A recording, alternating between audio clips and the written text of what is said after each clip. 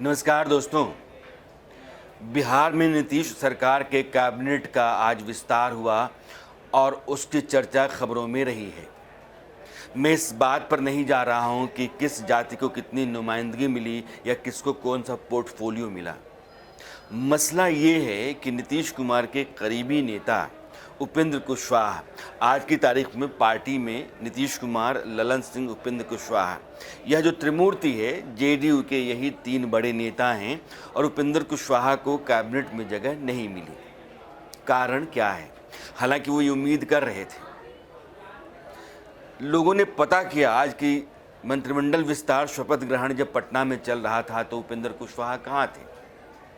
मेरी जानकारी ये है कि वो आज ही दिल्ली आए और फिर दिल्ली से वो महाराष्ट्र निकल गए।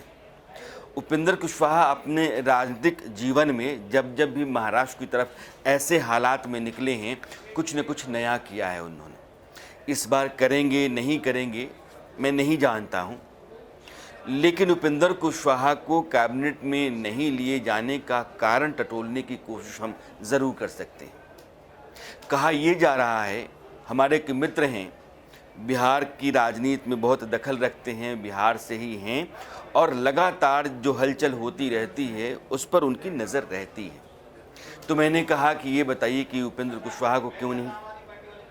तो उन्होंने कहा कि पटना में एक होटल है, उस होटल में जो कुर्मी समाज के जेडीयू के नेता हैं उनकी एक बैठक हुई और बैठक में उमेश कुशवाहा जो प्रदेश के अध्यक्ष हैं जेडीयू के, वह भी थे, ललन सिंह भी थे और बाकी जो दूसरे कोई नेता हैं जेडीयू के जिनको कुशवाहा आप कहते हैं, उनकी मौजूदगी भी थी। 5 स्टार होटल जो पटना का है और उसमें एक मुश्त तमाम नेता कह रहे थे कि आप पार्टी के भीतर से किसी भी व्यक्ति को मंत्री बना दीजिए, उपेंद्र कुशवाहा को नहीं।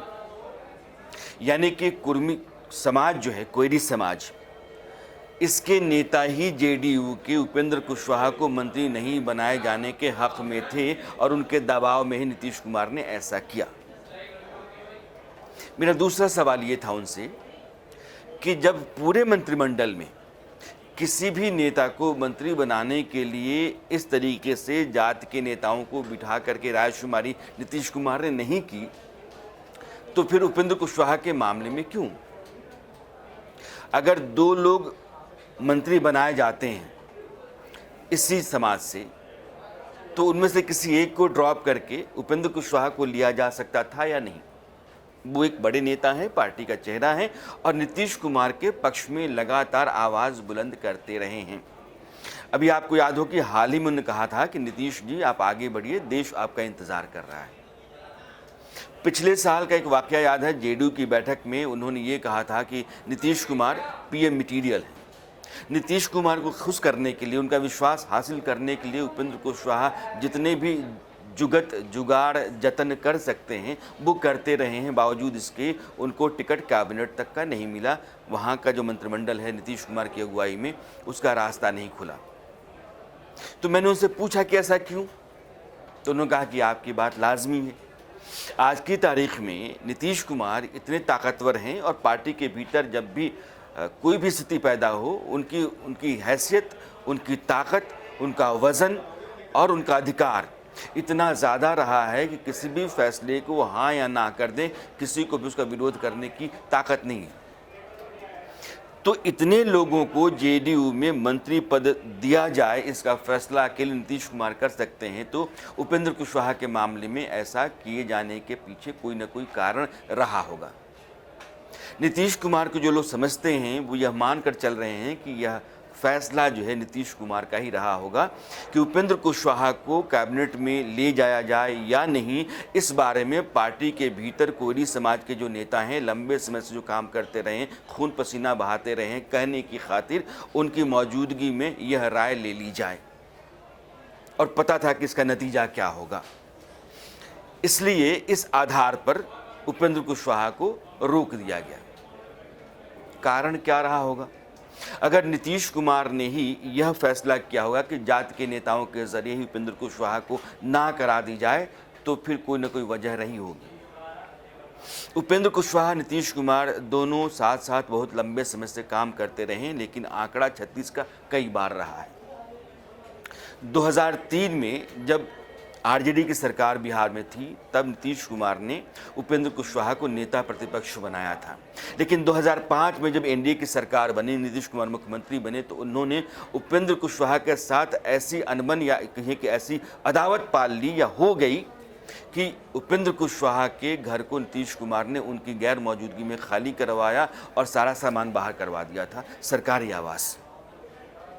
उसके बाद एक 36 का आंकड़ा दोनों के बीच में चलता रहा। 2009 के लोकसभा चुनाव में उपेंद्र कुशवाहा की पार्टी ने अच्छा खासा वोट पाया था।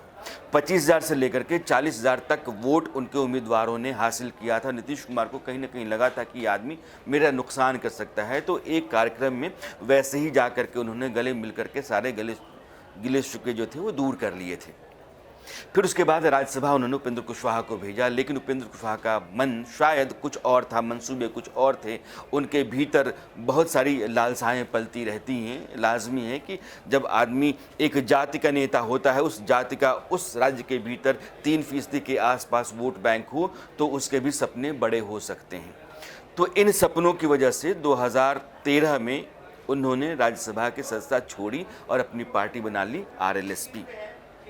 नीतीश कुमार जब एनडीए से अपना रिश्ता तोड़ दिए 2013 में और 14 के चुनाव होने लगे थे, तो एनडीए के भीतर उपेंद्र कुशवाहा आ गए थे और एनडीए के जरिए ही वो कैबिनेट में मंत्री बन गए।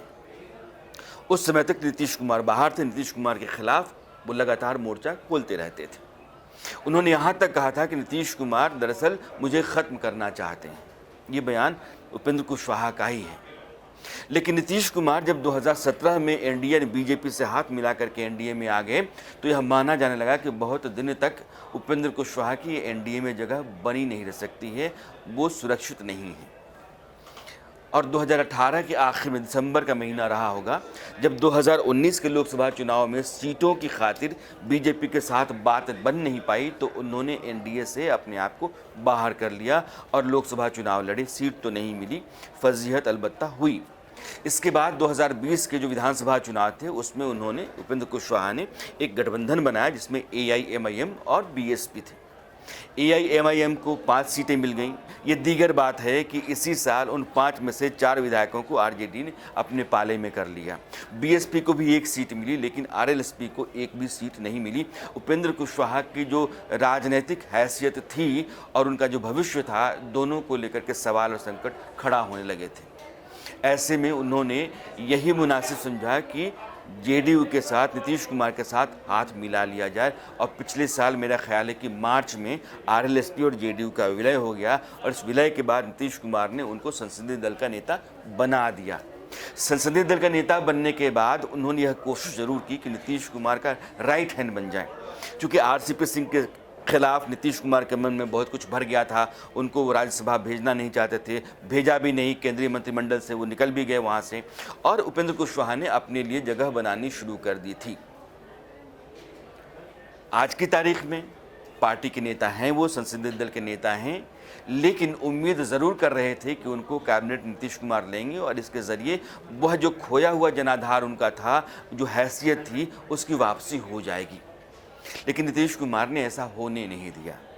राजनीति में पास रहने के बाद भी कितनी दूरियां रहती हैं, और जिस आदमी के साथ आप बहुत कुछ साझा कर रहे हैं उसके साथ कुछ भी नहीं साझा कर रहे हैं, ऐसी स्थितियां बनी रहती हैं। और यह सिर्फ राजनीति में ही हो सकता है।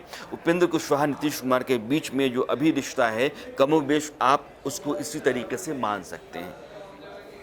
अगर वो महाराष्ट्र गए हुए हैं और लौटने के बाद कुछ नया करें, तो मुझे लगता है कि अभी वो ऐसा नहीं कर सकेंगे, क्योंकि बहुत लंबे समय से राजनीति में वो मुंह की खाते रहे हैं और तुरंत इस तरह कोई फैसला करने की हिम्मत वो कर पाएँ, ऐसा मुनासिब उनके लिए नहीं है। लेकिन मन में जो खटास है जेडीयू के भीतर रहने के बाद भी, वह खटास एक शक, सवाल, संशय के साथ रहेगी। और यह जो स्थिति है नीतीश कुमार के साथ उनकी दूरी को बनाए रखेगी। ऐसे में जेडीयू के भीतर कभी भी कुछ भी हो सकता है, इस बात से आप इनकार नहीं कर सकते हैं। उपेंद्र कुशवाहा का नीतीश कुमार की कैबिनेट में नहीं आना उपेंद्र कुशवाहा के नुकसान का सौदा है, इसमें कोई दो राय नहीं है। लेकिन जेडीयू के भीतर कुछ हो जाए, इस खतरे से, इस आशंका से आप इनकार नहीं कर सकते।